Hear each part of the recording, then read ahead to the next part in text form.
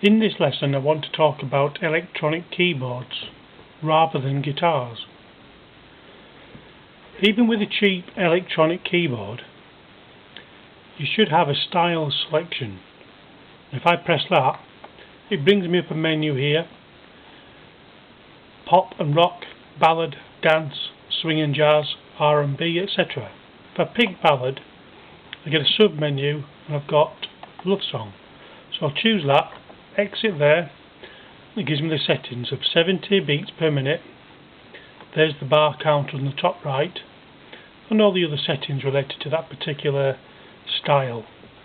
When I say style, it's not actually a song. This is about creating your own songs using an electronic keyboard. Now, we've selected the style there. I've got no settings on here at the minute. Just ignore that one. Now, at its most basic, when we listen to a rhythm track, a rhythm guide, a metronome, the drums, the beat, the percussive sounds, it will sound like this.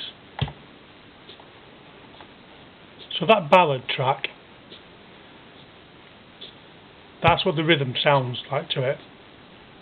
You could play a melody line to it. 2, 3, 4. 1, 2, 3, 4. So forth. So that's the basic framework, the basic skeleton, the underlying rhythm pattern guide that goes along with that particular style of a slow ballad at 70 beats per minute. Now, if you wanted some tonality into that, something with sound, chords, notes, bass, what we'd look for is the Auto Accompaniment. Now it's got an abbreviation, ACMP, accompaniment. We've got options to switch it on here. Now I'm going to ignore the other ones. OTS link, that's related to some buttons over here. Autofill, I'm going to ignore that. You probably haven't got that on your keyboard. I've got three options for three different intros here. I'll choose the most basic. It's probably just a 4 counting, like that, which would take up 1 bar. Main variations, it's giving me 4 here, A, B, C, D. We'll select the first one. We're going to ignore the break. That's something you use throughout. And we'll choose an ending when we get near the end. So let's just have a listen to what this auto accompaniment sounds like. It's like this rhythm pattern that I've played, sandwiched with some tonality of chords over the top, other musical instruments. It's like an orchestral backing of a band, you might say. So it still goes to the basic 4 count, 1, 2, 3, 4, which is up in the screen. I know you can't see that, but don't worry. What you mainly need to see is this part here. So let's have a listen to it. If I press this key here, just make sure you can see that. Now, auto accompaniment and single finger chords. Now what that means is I only have to press one key, one finger, to produce a chord. It does it automatically for me. So if I choose a C chord, which is made up of 3 notes, the C, E, G, the 1, 3, 5 degrees of the scale, and it would normally look like that. C there, E, G. So you normally press 3 down together. But in this case, all I have to do is press 1 down here. So I'm going to press a chord of C for a count of 4. Then I'm going to go to a chord of F. Then I'll come back to a C. Then I'll probably go to an F. And then I'll go to a G, but I'll do it as a G7, which I pressed this down as well, the F down as well. And then I'll finish on a C, and I'll do an ending. The basic part about this is how you can just use this for your own song creation. Have a listen. 2, 3, 4. 1, 2, 3, 4. Stay on C. 1, 2, 3. F. 1, 2, 3, 4. Stay on. 1, 2, 3. Back to C.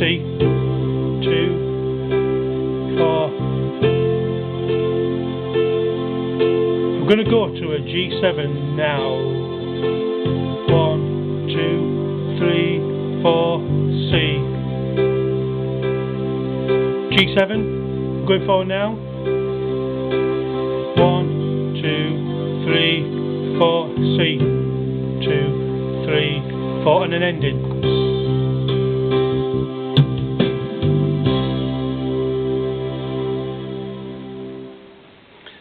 Now what I selected there was the 1 chord, the 4 chord and the 5 chord. That's known as the 3 chords, or the family of chords, or the 3 chord trick. You can just create a song just out of using them 3 chords alone. Now you can create a backing with that. Now I had that continuously going along. What I mean, I'll show you the difference. If I press synchronization stop, what that will do is when I press this and then let go, it will stop automatically and go back to beat 1 of the bar. Watch. 1, 2, 3, 1, 2, 1, 2, 3, 4. I can go to F. 1, 2, 3, 4. Now what's really good about that is if you're wanting to learn a song, to create a song, what you're going to do is you're going to choose a key of C, so we're going to have that chord and that chord. We might throw in some minors where we have to press 2 keys together. And we can just go like this, we can press this down, 2, 3, 4, and just keep it pressed down.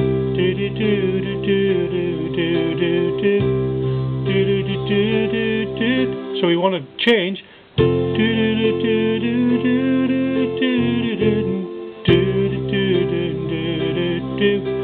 see how it's just allowing you to hum or whistle or whatever you want a melody line. Well, another option for a melody line is pressing these keys up here. Okay, I've got a flute on at the minute. Watch.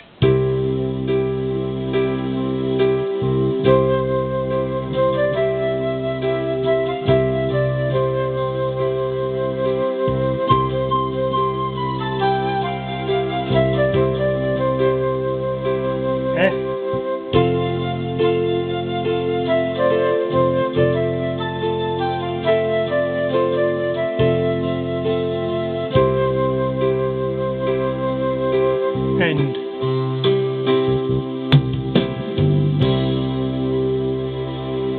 Now what I'm trying to point out there is you can just, if you've got the benefit of this synchronization stop, now you might not have that, in which case you'll just have to use your synchronization start, which obviously goes like this. You can let go and it'll just keep playing that chord over and over again, and then we can change to an F, G or G7, 1, 2, and finish on a C, and then ending.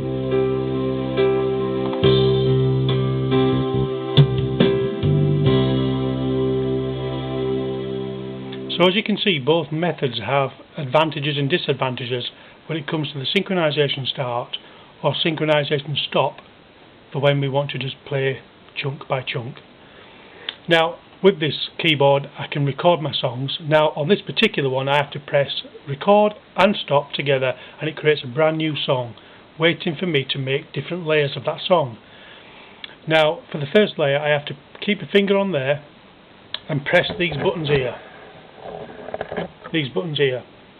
Now the top section of that row is related to making different voices on the ear, like a piano, saxophone, guitar, whatever, and the bottom lot is related to the backing, and the backing as in the rhythm pattern and the tonality of the chords being played. Now I have to select each one because it's broken up, the whole lot of that is broken up into 8 pieces.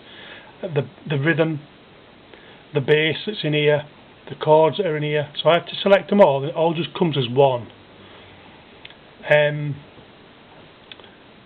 So I won't do that in this particular video. Just the concept I wanted to point out here is, if you've got Auto Accompaniment on your electronic keyboard, put it on, press your synchronization start, and just use your one-fingered chords like that. Now it's not playing now. Why is that? Because we haven't got the synchronization start on.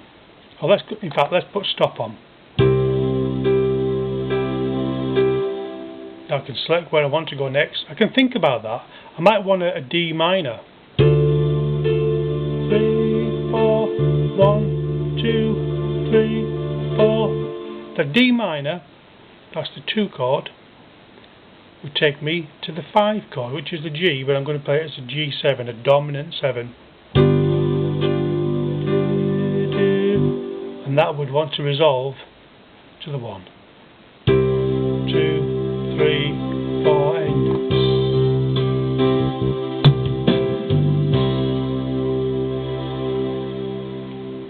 So I'll just quickly give you a reminder on the end of here. The chords. If you're on the 1 chord, it goes anywhere. The 2 chord goes to the 5 dominant. 3 chord, 3 minor chord, goes to the 6th, and so forth. Have a look on the previous lesson if you don't understand this.